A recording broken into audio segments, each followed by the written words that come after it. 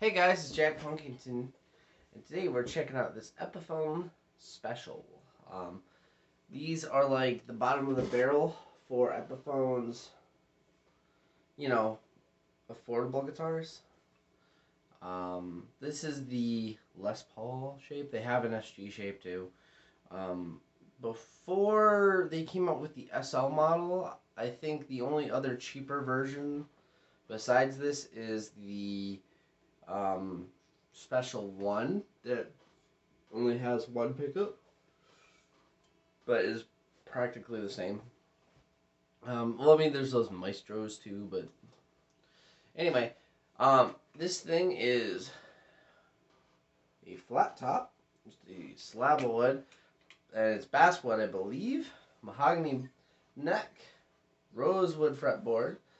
This is, I think, from like 2005. I'm not entirely sure on the year. A wraparound tailpiece, the lightning bar, bolt-on neck, and one volume, one tone through a toggle switch, and pretty decent pickups. I'm guessing they're just like generic, ceramic. They don't sound half bad. I'm running through the Tiny Terror, and the worst tuners known to man. I absolutely hate these tuners. I don't understand why guitar manufacturers just put slightly better tuners, like just the normal die-cast tuners that you see on more affordable guitars. I don't have a guitar with... Oh, yeah, I do. This is actually my fiance's Stratocaster, like one of the older ones. Like, these tuners, put these tuners on. Like, they're decent. They're not the best, but, I'm sure they probably don't cost more than, like, $1 more to make. But anyway, so we're on the Tiny Terror, and this is the kind of sound you get out of these pickups. Oh, and this thing will not stay in tune.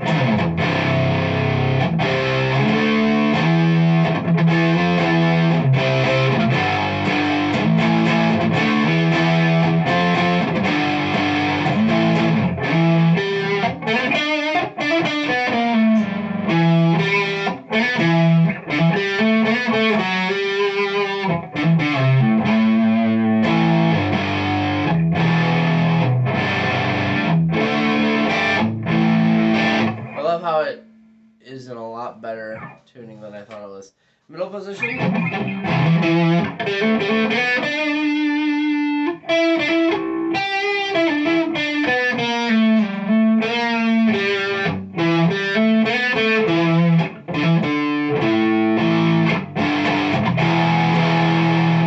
Bridge.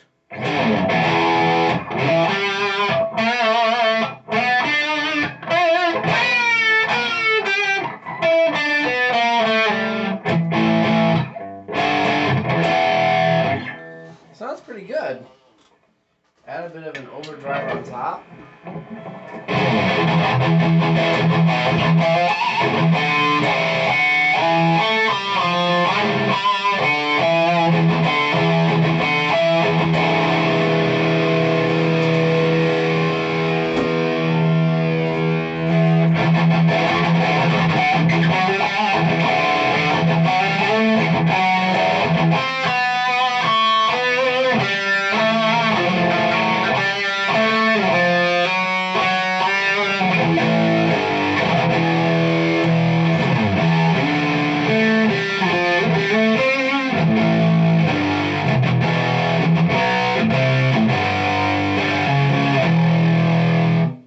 So one thing I kind of like, just from playing it, this is a matte finish. So the neck is also like a matte satin kind of thing. So it's very comfortable to play. It fingerprints like crazy though. Like I don't know how easy it is to show on camera, but this thing gets fingerprints all over it. But yeah, they really, when they make these more affordable guitars, they focus on, I think, doing their best just to get what you can at the price point. But these pickups just sound really good for what this guitar is. Now, are they the best pickups in the world? No. But they have clarity. They're not.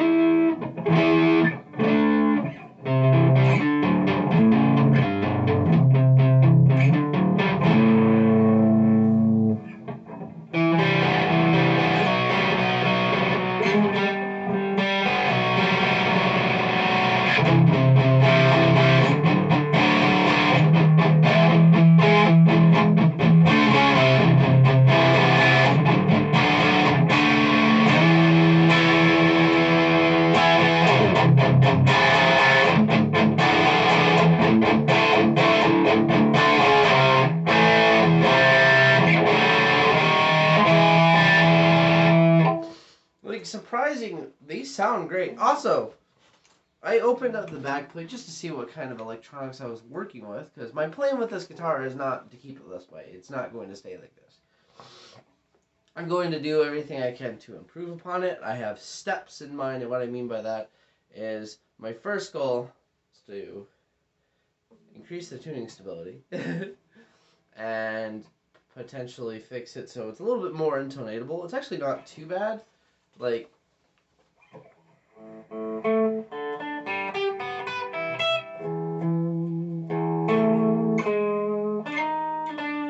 it's not too terrible.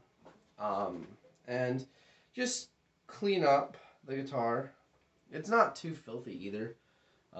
Chris actually took pretty good care of this. There's not a lot of fret wear. It's funny because he actually just got his very first Gibson Les Paul yesterday. So, it's really cool. I'm excited to see what I can do with this. I've got some parts laying around that I think will improve this guitar a lot. I got a couple ideas to make this insane and, like, put a lot of money in this little thing. So, we'll see what happens. I'm definitely going to check out these pickups and see what they are, because it's just weird. Like, this is saying a lot, but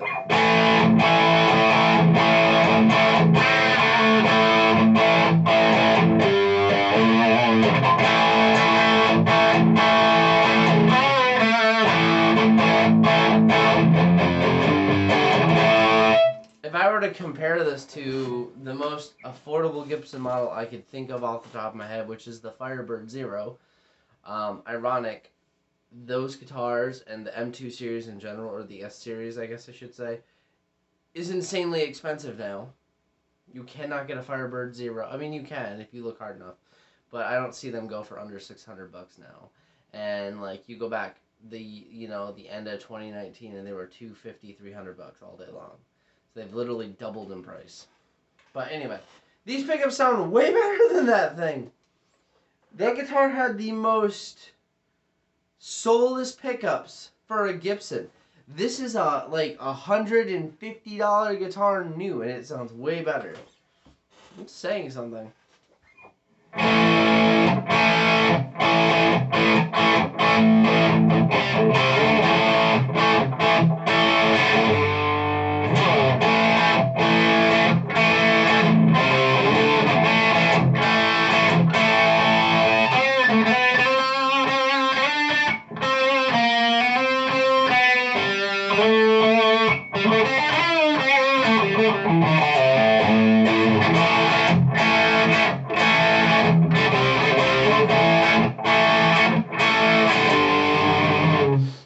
This thing just makes you play like random stuff.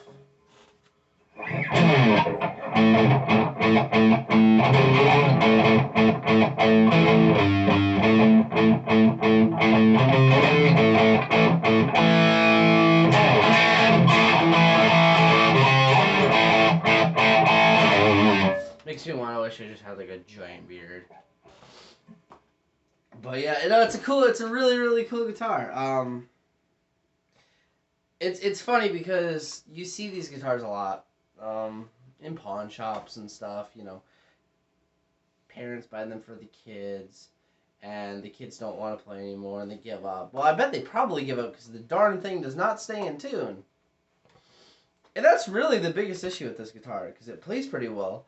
This one particularly, there's no like issue with the frets; they feel fine. The neck feels great. It's not heavy. It's actually relatively light, comparatively to Les Paul. I'd say it's actually lighter than my SG. But it's the tuning. It will not stay in tune. So to probably the kids, who are working on practicing guitar, they're probably like, trying to just go.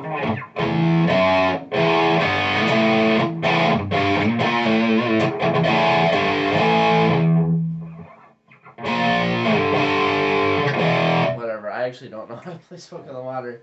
That's just like guessing.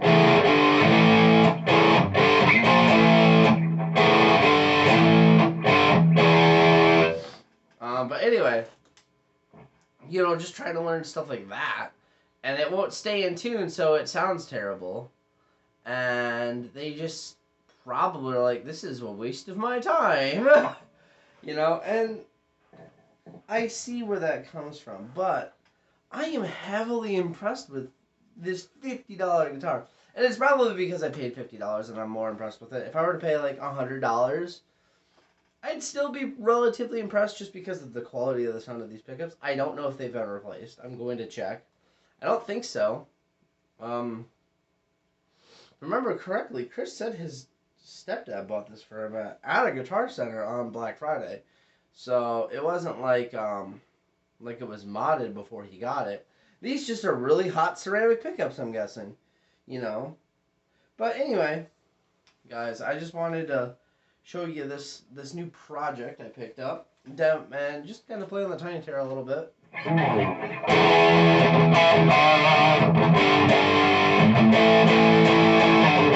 And if you want a little bit of a cleans, we can do that real fast.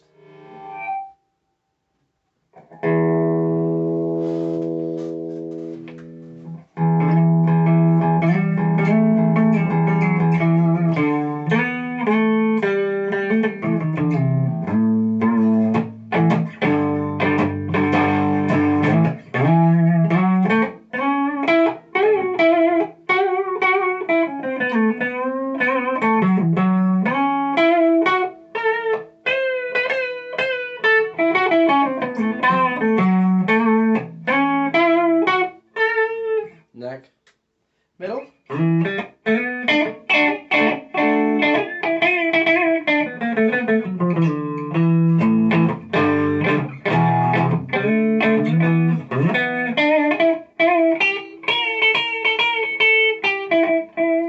And bridge.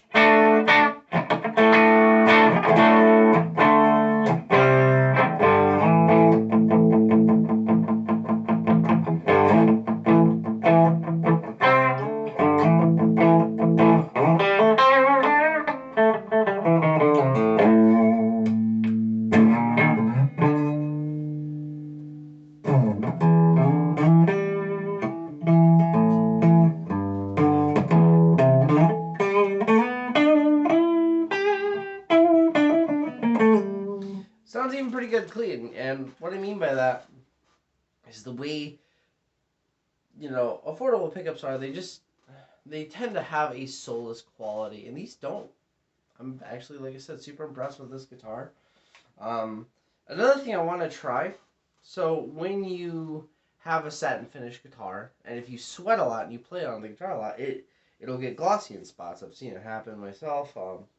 This guy I used to know named Austin, he had one of those really affordable LTDs, like the M50, I think. It was a Strat-shaped body, but it had like two humbuckers, and it was satin, but like one spot right here was just glossier than gloss. I was like, how did that happen? I was like, was it relic? Like, was the whole thing like gloss? And that's the only part that you're like, no, it's the reverse. It's actually all satin, but you play and sweat there a lot, and it gets really glossy. And I'm like, oh. The other way you can do it is you could actually just take guitar polish and just go crazy, and it'll polish the guitar, and it'll make it like a semi-gloss. So I actually wouldn't mind experimenting with that on this. And the other thing I actually want to do is put on a Floyd FRX system on this guitar. And you might be thinking, why are you putting a $250 part on a $50 guitar. Because if I was going to do that, where I'm not comfortable with a Floyd, however, that's a Floyd that I've wanted to try, it makes sense to put it on this guitar. And then if I like it, I can, just change this back to the way it is and transpose it onto a guitar of my choice that I own. Probably my Schecter. But we'll see. Anyway, guys, this is Jack Punkington signing out. Have a great day. Peace.